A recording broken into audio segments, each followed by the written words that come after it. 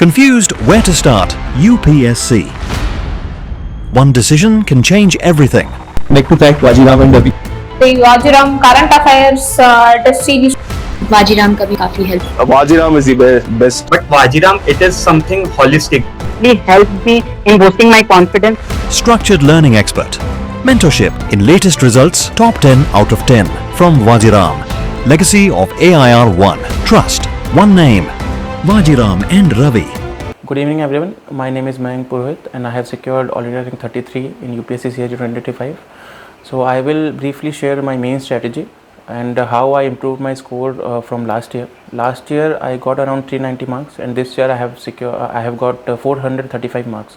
Around 42 marks of improvement I have seen this year. So I will share what I worked upon, how I made my strategy in this year. So talking about the all the GS papers in general, after that we will go into specific subjects. तो सबसे पहले तो test series की बात करें तो इस साल मैंने MGP जो है फोरम IAS का वो लिया था, वो काफ़ी हेल्प किया मुझे. सारे के 12 टेस्ट मैंने लिखे थे उसके और सबका एवेल्यूएशन डिलिजेंटली फॉलो किया था, क्या मिस्टेक्स हो रही है, क्या इंप्रूव करना है, उससे काफ़ी हेल्प हुई. दूसरा जो MGP के अंदर कीवर्ड्स आते हैं बहुत सारे और फैक्ट्स, डेटा, केस स्टडीज़ और वैल्यू एडिशन जो बोलते हैं, वो भी मैंने ना नोट्स में डाल दिए थे सीधा का सीधा, तो उससे भी काफ़ी हेल्प हुआ. और तीसरा जो कुछ टॉपिक्स ऐसे हैं जैसे एनवायरनमेंट और साइंस एंड टेक है, उसके लिए मैंने अलग से नहीं पढ़ा. मेरे पास नोट्स थे लेकिन वो बहुत बड़े थे और टाइम इतना नहीं था, तो मैंने सिर्फ जो MGP के टेस्ट में जो आंसर्स थे एनवायरनमेंट और साइंस एंड टेक के, जो करंट अफेयर्स में चल रहा था, जो इन जनरल वो पूछते हैं, उन्हीं से मैंने प्रिपेयर कर लिया था.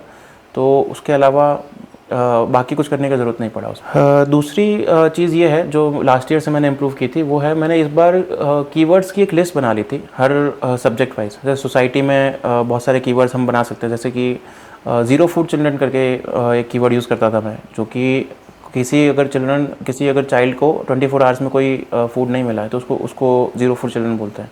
ऐसा करके डिंक फैमिलीज़ करके यूज़ करते थे, डबल इनकम नो किड्स करके सोसाइटी के आंसर्स में.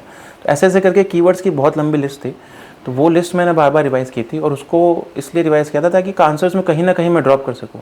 एटलीस्ट 5 से 6 आंसर्स में भी अगर आपने ड्रॉप किया ना एक GS के पेपर में, तो मुझे लगता है काफ़ी अच्छा इफेक्ट पड़ता है उसका. तीसरा, इस बार मैंने शून्य IAS के PDFs आते हैं, डेटा, फैक्ट्स और उस सब के, तो उसमें से मैंने बहुत सारा कंटेंट यूज़ किया था अक्रॉस GS पेपर्स, तो वो काफ़ी हेल्प किया. उससे क्या है, आपको वैल्यू एडिशन के लिए अलग अलग सोर्सेज से कंपाइल नहीं करना पड़ता है. उसमें सारा वैल्यू एडिशन एक ही जगह पे सब्जेक्ट वाइज दिया हुआ है, उसमें से आप पिक कर सकते हैं जो आपको वैल्यू एडिशन सही लग रहा है. उसके अलावा मैंने सारे सब्जेक्ट्स के लिए कुछ जनरल फ्रेमवर्क्स बना लिए थे. जैसे कुछ सब्जेक्ट्स में ज़्यादा प्रिपरेशन में नहीं करता था क्योंकि कॉस्ट बेनिफिट रेशियो ज़्यादा नहीं रहता था. जैसे हिस्ट्री हो गया मेंस में, उसका पोर्शन, उसका कॉन्ट्रीब्यूशन भी कम ही है मार्क्स में, तो उसके लिए मैंने जनरल फ्रेमवर्क बना रखे थे कि अगर किसी भी एरा के बारे में पूछेगा तो मैं वहाँ की सोसाइटी के बारे में डिस्कस करूँगा, मैं वहाँ के आर्ट एंड आर्किटेक्चर के बारे में करूँगा, कैसा एडमिनिस्ट्रेशन चल रहा है वैसा करूँगा.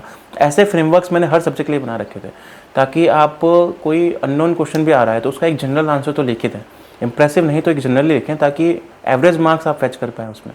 बाकी जो क्वेश्चंस बार बार आ रहे हैं, जैसे PYQs में बहुत बार आ चुके हैं, जैसे सोसाइटी में ग्लोबलाइजेशन जैसे बहुत बार पूछ चुके हैं, अर्बनाइजेशन पूछ चुके हैं, IR में इंडिया US रिलेशंस पूछ चुके हैं, तो इसके लिए मैंने अलग अलग से नोट्स में बना रखे थे स्पेसिफिक पॉइंट्स वैल्यूडेशन के साथ, केस स्टडीज़ के साथ, ताकि ऐसे आंसर्स में हम इम्प्रेस करके बहुत अच्छा सा ना स्कोर ले लें पर आंसर.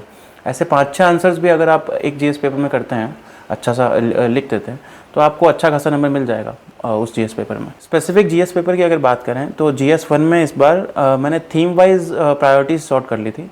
जैसे कि हर सब्जेक्ट में कुछ थीम्स होती हैं जो बार बार पूछते हैं. जैसे कि सोसाइटी में हो गया, सीलिंग फीचर्स ऑफ सोसाइटी है, एक बड़ा सा थीम है, उसमें से बहुत सारे क्वेश्चन आते हैं हर साल, उसमें से ज़्यादा क्वेश्चन आते हैं और वो क्वेश्चन इजीली टैकल कर सकते हैं अगर आप प्रिपेयर कर ले तो मैंने इन थीम्स पे ज़्यादा फोकस किया था जिससे मैं मैक्सिमम मार्क्स फेच कर पाऊँ. तो इस साल भी ऐसा ही हुआ, वही थीम्स रिपीट हुई, उन्हीं में से ज़्यादातर क्वेश्चन आए और वो अच्छा खासा आंसर्स लिख पाते हैं हम अगर वन पेज नोट्स प्रिपेयर्ड है उन थीम्स पे. तो उसके अलावा सोसाइटी में वैल्यू एडिशन करने के लिए आप करंट एग्जांपल्स दे सकते हैं. जैसे इस साल मुझे याद है कुछ केस लॉस चलते रहते हैं, वो भी आप यूज़ कर सकते हैं सोसाइटी में. पॉलिटी में तो हम पढ़ते हैं, सोसाइटी में भी यूज़ कर सकते हैं उसका. जैसे कि शालिनी धर्मानी करके एक केस लॉ था कि मैटरनिटी और चाइल्डहुड केयर के लिए कि स्टेट को एक मॉडल एम्प्लॉयर होना चाहिए और शोकेस करना चाहिए कि कैसे एम्प्लॉयज़ को ट्रीट करते हैं। वैसा करके वो केस था, तो उसको भी आप यूज़ करते थे वुमेन एम्पावरमेंट में, या फिर कोई भी जेंडर इशू आ रहा है उसमें यूज़ कर सकते हैं, वर्क प्लेस हैरेसमेंट वगैरह में यूज़ कर सकते हैं। तो इस तरह से आप करंट को भी इंटीग्रेट कर सकते हैं उसमें, सोसाइटी के आंसर्स में। उसके अलावा GS2 की अगर बात करें तो वही सेम थीम वाइज प्रायोरिटाइजेशन किया था। जैसे पॉलिटी में जुडिशरी बहुत न्यूज़ में चल रहा था जुडिशरी के रिगार्डिंग, तो वो अच्छे से प्रिपेयर किया था। बाकी उसके अलावा शून्य का जो मैंने आपको बताया वैल्यू एडिशन जो है मटेरियल, वो सारा किया था। और मैंने केस लॉस के लिए अलग से ही एक नोट्स ही बना लिए थे, क्योंकि आजकल केस लॉस पे डायरेक्ट क्वेश्चन भी आ जाते हैं, और या फिर वो क्वेश्चन में मेंशन ही कर देता है कि discuss with context of relevant case laws. तो इसके लिए केस लॉस बहुत इंपॉर्टेंट होते हैं, तो सारा का सारा अलग से पढ़ना पड़ेगा सब्जेक्ट वाइज, कि जैसे कि रिजर्वेशन पे कुछ हो गया या फिर UCC पे कुछ हो गया, तो मैं क्या क्या केस लॉस लिखूँगा, ये आपको पहले से लिस्ट बना के रखनी पड़ेगी, ताकि एग्जाम में रिकॉल होने में बहुत आसानी हो जाए। उसके अलावा GS4 में भी इस बार काफ़ी इंप्रूवमेंट था मेरा, 19 मार्क्स से मैंने इंप्रूव किया। लास्ट ईयर मेरे सिर्फ 100 मार्क्स थे, इस बार 119 स्कोर है। तो इस बार मेरे पास नोट्स और सारा कंटेंट तो था ही ऑलरेडी। मैंने इस बार पीयूष सर करके हैं, वाजीराम में थे पहले पीयूष सर, तो उनका एक एथिक्स क्रैश कोर्स था प्रीलिम्स और मेंस के बीच में, वो मैंने लिया था, वो मुझे काफ़ी हेल्प किया। उसके मैंने सारे केस स्टडीज़, सारे आंसर सारे लिखे थे। तो वो एक्चुअली आपको कैसे आंसर क्वेश्चन को समझना है और कैसे एक अच्छा आंसर डिलीवर करना है वो बता देते हैं। और उसके अलावा वो बता भी देते हैं कि सोचना कैसे है इस क्वेश्चन के लिए, ताकि ज़्यादा टाइम वेस्ट नहीं हो आपका डिकोड करने में क्वेश्चन को। और ये केस स्टडीज़ के लिए भी ट्रू है, तो उससे मेरे को काफ़ी हेल्प हुआ, तो उससे मेरा स्कोर भी इम्प्रूव हुआ GS4 में।